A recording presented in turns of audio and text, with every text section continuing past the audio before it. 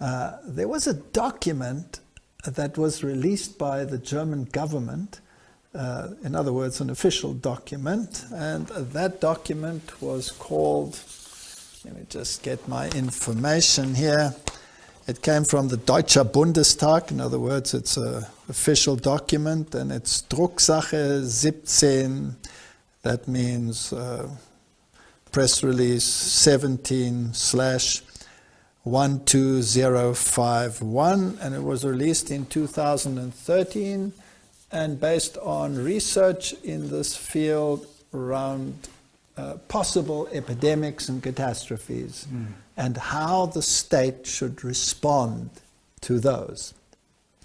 And I found this document so fascinating because it comes from 2012. Yes. So, you know, that's 8 years ago. Yes. That's quite a long time ago. And the first part of the document deals with flooding. Yeah. And what the governmental response should be should there be a large amount of flooding. And then the second half of the document deals with risk analysis and protecting the population against a pandemic by a virus such as Modi SARS. And I have the document before me, and I find it fascinating, because it is like a blueprint of what we are seeing in the world today. In fact, it mirrors it so exactly, it's like a script. It's like a script. So the document gives an analysis of how this thing will pan out. And it says, what is the probability of this thing happening? And they say, highly probable. So this is going to happen. Yes. So it's a blueprint for how to react when it does happen. They have a table right in the beginning where they look at the ramifications and the damage that will be caused by such an outbreak. And they later on in the document give you the numbers that are involved. Now, Angela Merkel just recently had a public announcement where she had a very grave appearance and said that 70% of the people will probably be affected by this virus. If you go back to this graphic representation of what the effect will be, it is divided into categories of what is the effect on the human being, what is the effect on the environment, what is the effect on the economy, and what is the other effects, and we'll talk about some of them. Now, deaths. They're talking here about categories from A to E, and the maximum there in E is supposed to be around about 7.5 million deaths as a consequence. So the impact, they say, on humanity is going to be very high, with millions, 7.5 million probable deaths, injured or people that are sick in the same number, in the same category, and those that need help, again, maximum. So we're talking in the millions. And then a very interesting category, those that went missing. Yeah.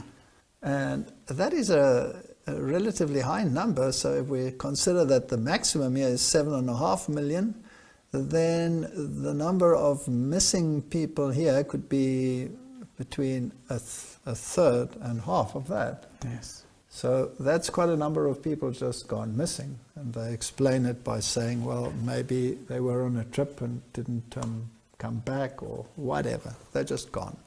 So the damage lies with human beings. Yes.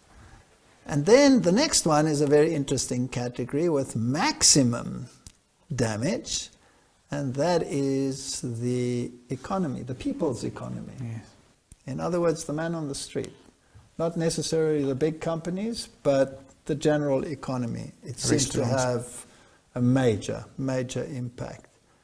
And then also impact on the public order will be very high.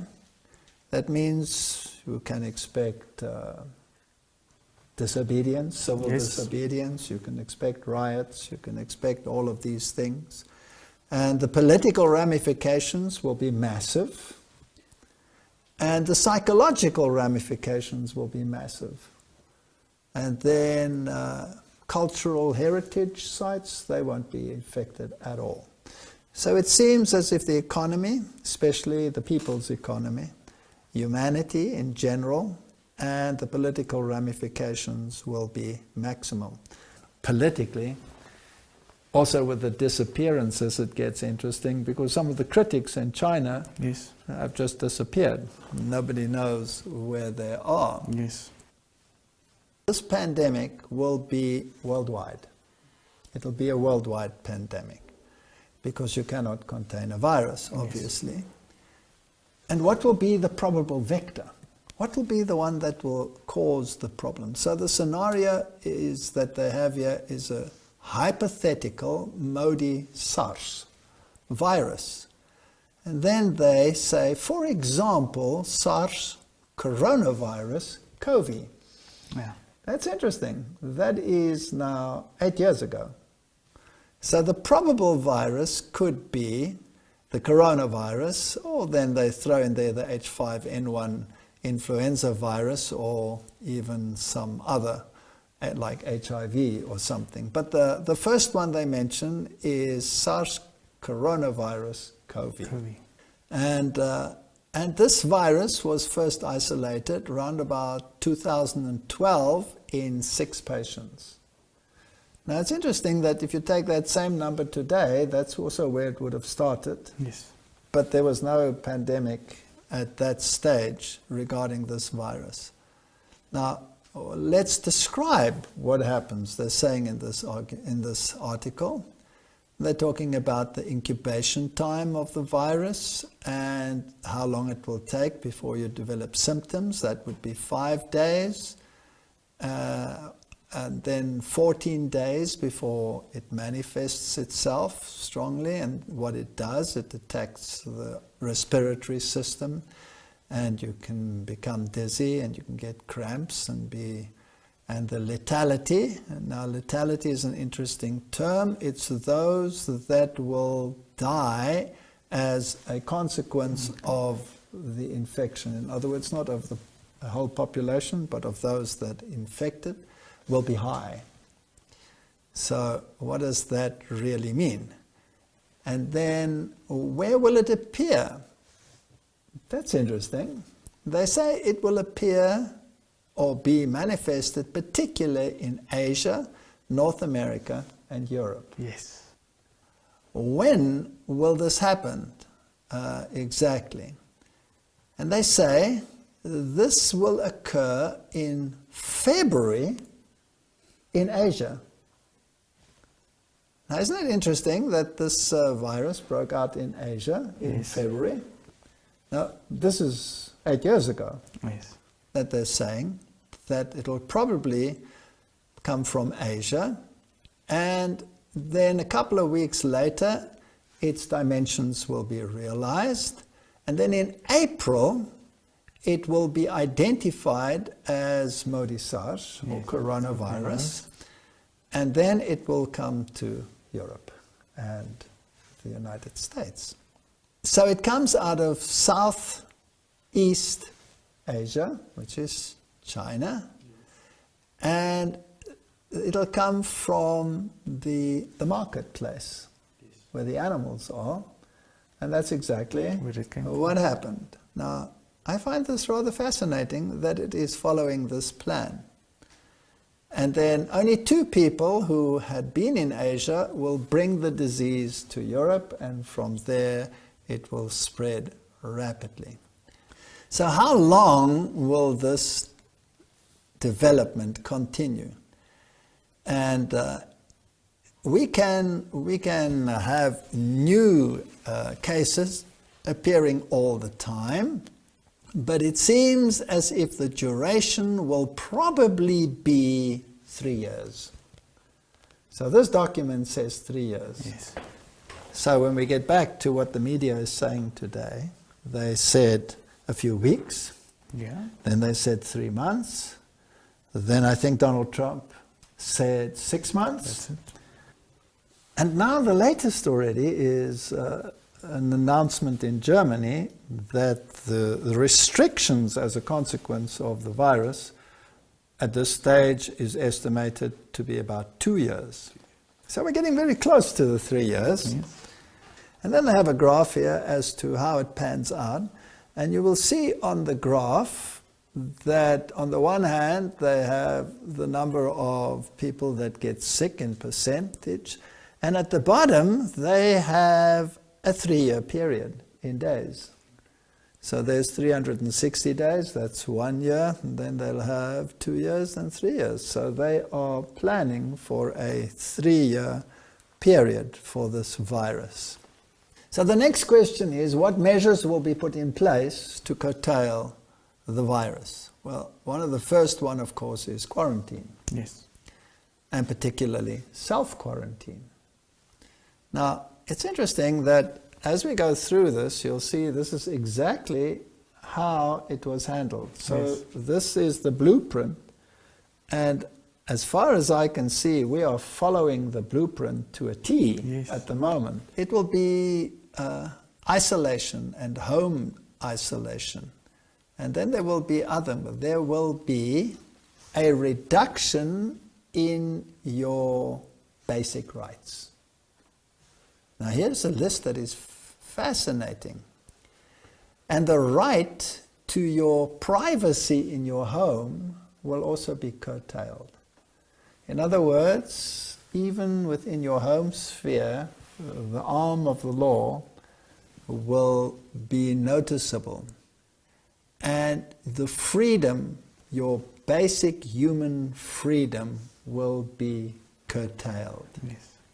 Furthermore, by government decree, people can be compelled to be subjected to inoculation, for example, or other measures which they might prescribe.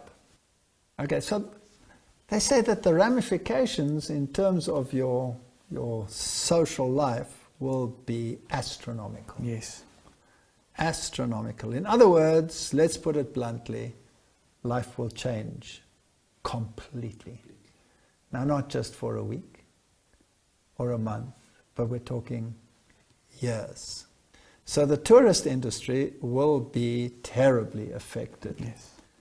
Now, where we live, in my part of the world, this part of the world survives 100% almost on the tourist industry. Yes. So if this really pans out the way that they are saying, then I think there will be serious repercussions in the area where we will live. So which areas will be particularly affected? The energy sector, for example, electricity, gas, and mineral oils, etc., should not be affected. So that'll continue. Telecommunication and information, that will continue.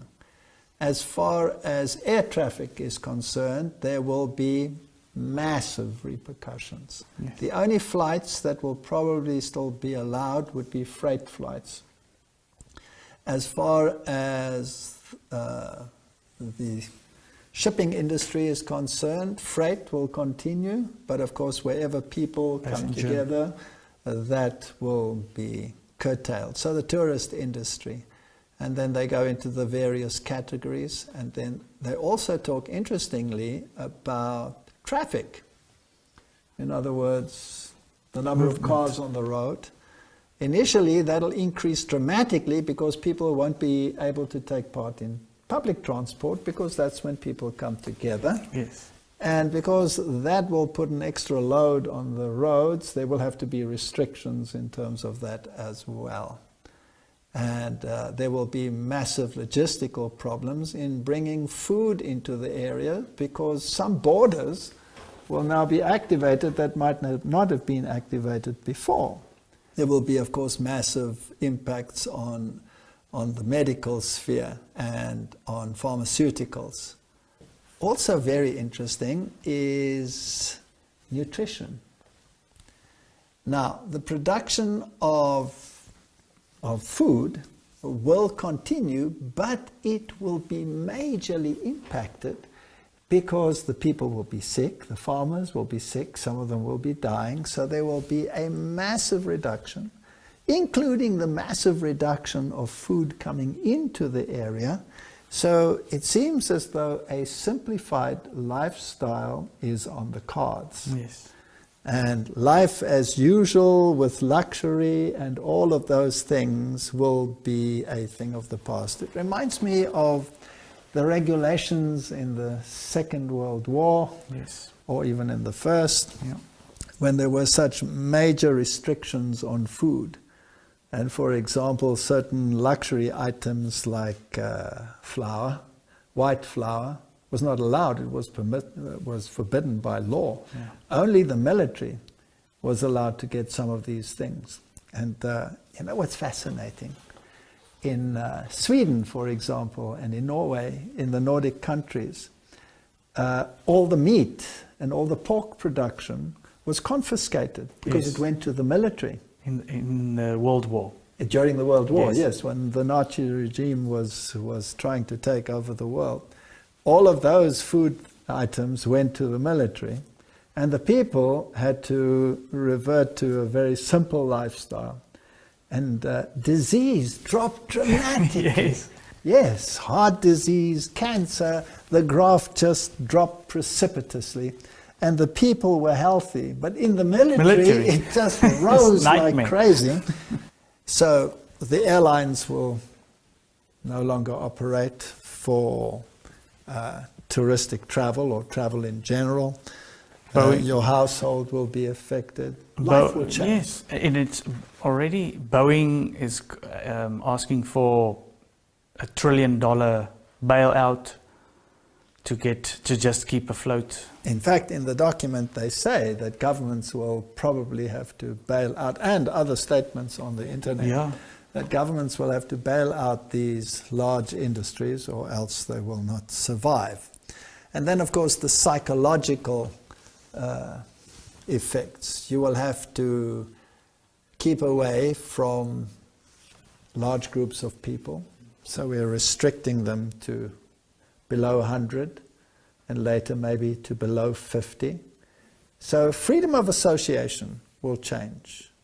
Now, that is also a way, besides preventing the spread of disease, to control people. Yes. So that you don't have anarchy developing under these conditions. And if the hand of the law stretches right into your home, now what if it stretches all the way to your communication? Isn't there a law to be passed in Israel now that your cell phone will be monitored? What is that all about? It says the government okays a mass surveillance of Israelis' phones to curb coronavirus.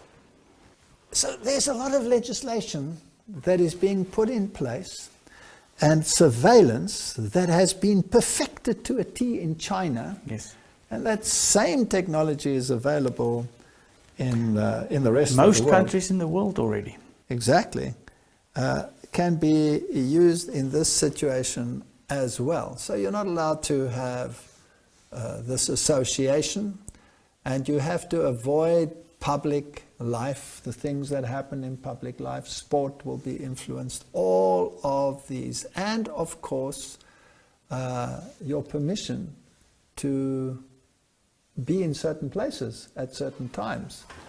So what is the impact going to be? Well, small industry will suffer the most. Already the cafes are closing. Any privately owned little industry will not be able to probably survive this. And I find this rather interesting. And I don't think we have to say any more about the document because it is a blueprint that is being followed to a T. Yes. And I think about a conversation I had with a young person about a year ago. And that person was vehemently against the idea that we are living close to the end of time. And we have a little garden.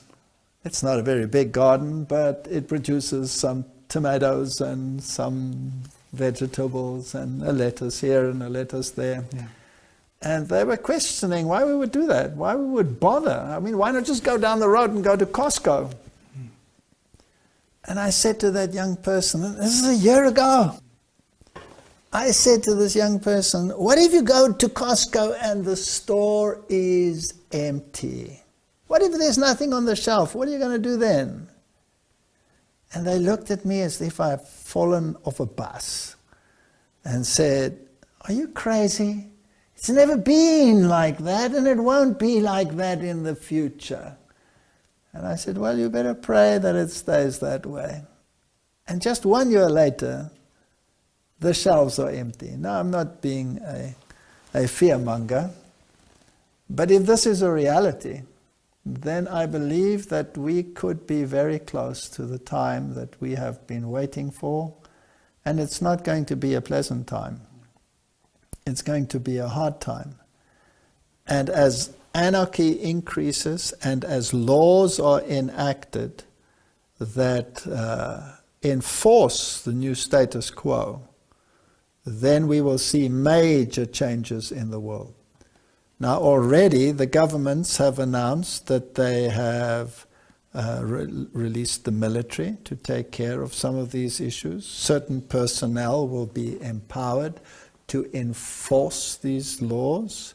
Already in France, if you are on the street after a certain time, you will be fined. Yes. And these laws will become more and more stringent. Hasn't Donald Trump released the National Guard? Yes. 1,000 troops in 6 states in response to coronavirus. And national states of emergency have been declared in various countries already. Now the next move after a state of emergency is martial law. Yes.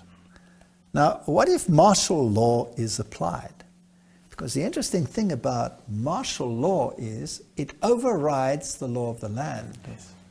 That means that if martial law is declared, then the constitutions are no longer valid. Zbog vanrednih okolnosti i jedne potpuno šizofrene situacije u kojoj nas je uvela ova nesposobna vlast na čelu sa veleizdajnikom i političkim prevarantom Aleksandrom Vučićem, koja preti da ozbiljno ugrozi sve ono što su generacije iza nas vekovima stvarale. Iz tog razloga imam ljudsku, moralnu i profesionalnu obavezu kao osnivač i vlasnik jedne slobodne i nezavisne medijske kuće u Srbiji da vam se obratim ovim putem. Pokušat ću da centralna tema mog izlaganja bude jedno jezgrovito objašnjenje o značaju i doprinosu društvenih mreža i alternativnih medija u Srbiji, kao i o tome kakva je njihova uloga i odgovornost u ovom kritičnom, teškom i vanrednom stanju koje nas je sve zadesilo. Ali pre toga moram da se osvrnem kako na razloge, tako i na sve posledice ovog društvenog sunovrata i potpunog bezumlja koje su dovele do toga da smo mi danas postali lični i privatni logoraši jednog bolesnog i umno poremećenog čoveka koji je zarad svog rejtinga i opstanka na vlasti uhapsio i zarobio celu Srbiju. I zato se ovom prilikom obraćam direktno tebi, Aleksandre Vučiću, tebi koji si najodgovorniji za ovaj haos i ludilo u koje si nas uvukao, za društveni i privredni kolaps koji nam preti, tebi koji si bez proglašene epidemije preko noći pogazio Ustav, suspendovao parlament, vanzakonski proglasio vanredno stanje i tako izvršio državni udar i uveo tvoju ličnu vojnu diktaturu. Uvoditi ovako drastične mere preko noći, bez ikakve prethodne pripreme stanovništva za to, na tako grub, okrutan i brutalan način na koji si ti uradio, izvesti naoružane ljude sa dugim cevima, sa prstom na obaraču da patroliraju ulicama, obraćati se naciji bez ikakve empatije, topline, solidarnosti i osjećaja odgovornosti, to sve ukazuje da si ti ovaj trenutak čekao čitav svoj život. Ovo je bila tvoja šansa koju nisi mogao da propustiš.